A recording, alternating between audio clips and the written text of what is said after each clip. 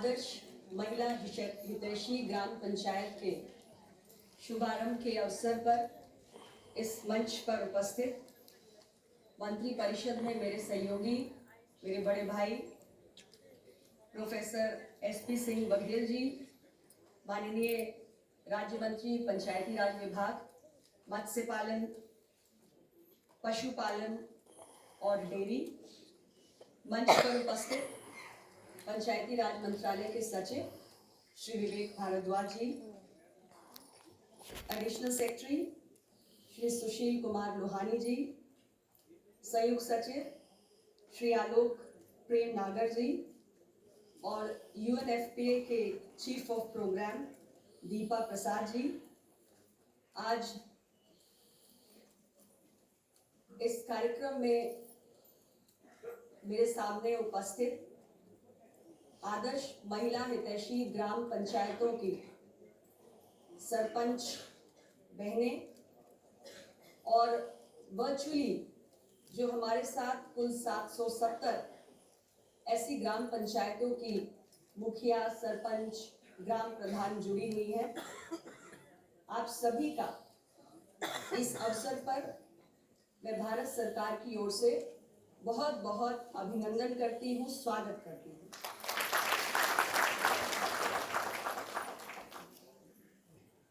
8 मार्च को अंतर्राष्ट्रीय महिला दिवस है और उसके उपलक्ष्य में आज हमने महिला हितैषी ग्राम पंचायतों के शुभारंभ का ये कार्यक्रम आयोजित किया हुआ है। अंतर्राष्ट्रीय महिला दिवस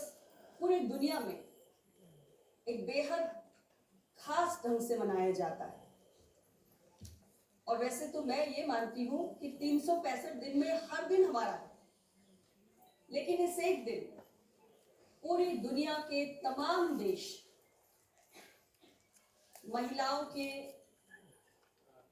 अधिकार, जीवन में हर क्षेत्र में समानता के अवसर, परिवार, समाज, देश,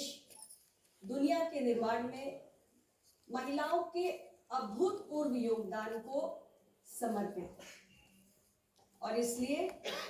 मैं आप सभी बहनों को जो आज वर्चुअली और फिजिकली हम सब से जुड़ी हैं, भारत सरकार से जुड़ी हैं,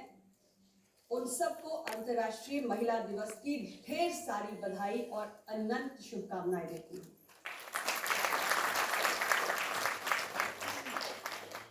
और इस दिन पर मेरी यही ख्वाहिश है, आपके लिए यही प्रार्थना है, आप सब ऐसे ही मुस्कुराएं, ऐसे ही खुशियां बिखेरें, ऐसे ही आगे बढ़ें। आज जो दृश्य मैं अपनी आंखों के समक्ष देख रही हूं बहुत मनमोहक है। जिस घड़ी इस सभागार में प्रवेश किया उस घड़ी आपकी सकारात्मक ऊर्जा का एहसास हुआ। चारों ओर रंग ही रंग है। हम महिलाएं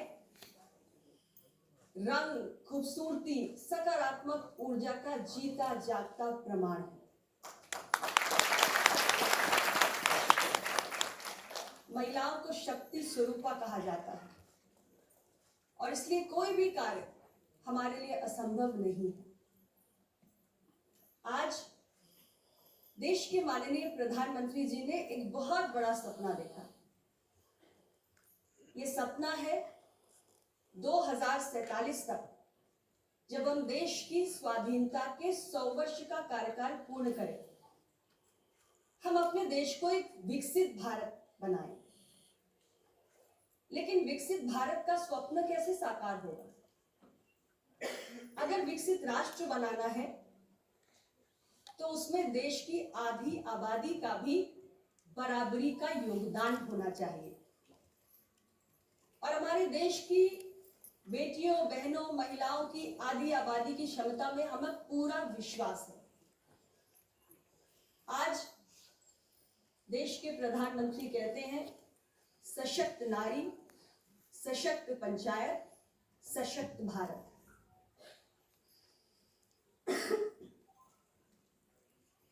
और आप सब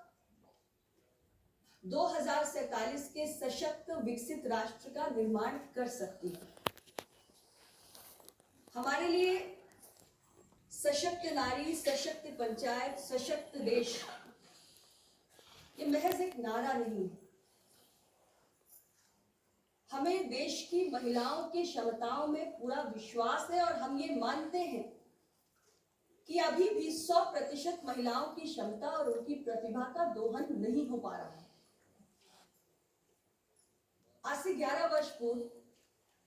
माननीय प्रधानमंत्री श्री नरेंद्र मोदी जी के नेतृत्व वाली सरकार ने देश की बागडोर संभाली और हमारी सरकार ने एक नया दृष्टिकोण देश के समक्ष रखा। अब तक आजादी के बाद से 2014 के पहले तक देश में जितनी भी सरकारें आई उन्होंने महिला केंद्रित विकास की बात की, वुमेन सेंट्रिक डेवलपमेंट। लेकिन प्रधानमंत्री नरेंद्र मोदी जी के नेतृत्व वाली सरकार ने इसमें तब्दीली की, देश के सामने एक नई अवधारणा को प्रस्तुत किया जो विमेन लेड डेवलपमेंट की अवधारणा, यानी हम महिला केंद्रित विकास की सोच से आगे बढ़कर महिलाओं के नेतृत्व वाले विकास की ओर चले। और ये अवधारणा तभी आ सकती है जब हमारे मन के कोने में ये भरोसा हो कि महिलाएं आगे बढ़कर देश के विकास का नेतृत्व कर सकती हैं। जब हमारी सरकार आई तब हमने अपनी इस अवधारणा को साकार करने के लिए यह तय किया कि टॉप डाउन बॉटम अप, ऊपर से लेकर नीचे तक, नीचे से लेकर ऊपर तक हमें हर संभव प्रयास करना है कि हमारे देश की आधी आबादी देश के निर्माण के इस यात्रा में अपना योगदान दे सके। जब मैं टॉप डाउन अप्रोच की बात करती हूं तो हमारी सरकार ने देश की top most decision making level,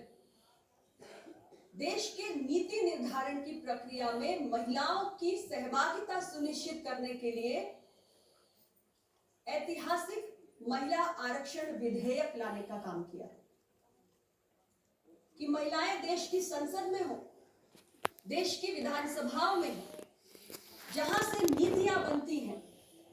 वहां महिलाओं की भी भागीदारी सुनिश्चित। लेकिन हमारे देश में बहुत विविधताएं हैं और इसलिए जहां हमें top most decision making level में महिलाओं को शामिल करना है, उसके साथ ही ग्रास रूट लेवल पर, जमीनी स्तर पर आज भी जो एक बहुत बड़ी आधी आबादी अपनी मूलभूत आवश्यकताओं की पूर्ति के लिए संघर्ष कर रही है, हमें उस पर भी सरकार के प्रयासों को केंद्रित करना है। और इसलिए इन 11 वर्षों में हमने जहां एक और महिला आरक्षण विधेयक जैसे ऐतिहासिक कदम उठाए, वहीं दूसरी ओर एक के बाद एक सरकार के विभिन्न मंत्रालयों के तमाम ऐसे कार्यक्रम और योजनाएं संचालित की जिससे अपनी बुनियादी आवश्यकताओं से जूझ रही महिलाएं उस संघर्ष के चक्र से बाहर आ सके। क्योंकि जब तक हम बुनियादी आवश्यकताओं की पूर्ति नहीं करते, तब तक महिलाओं की क्षमता और प्रतिभा का उपयोग राष्ट्र निर्माण के लिए नहीं हो सकता। और इसलिए जितने भी स्कीम्स हम लेकर आए, चाहे हमने महिलाओं को सबसे बुनियादी जरूरत शौचालय, देश के अंदर एक बहुत बड़ी संख्या में ऐसी महिलाएं हैं, रही हैं, जो एक शौचालय के लिए भी मोहताज रही,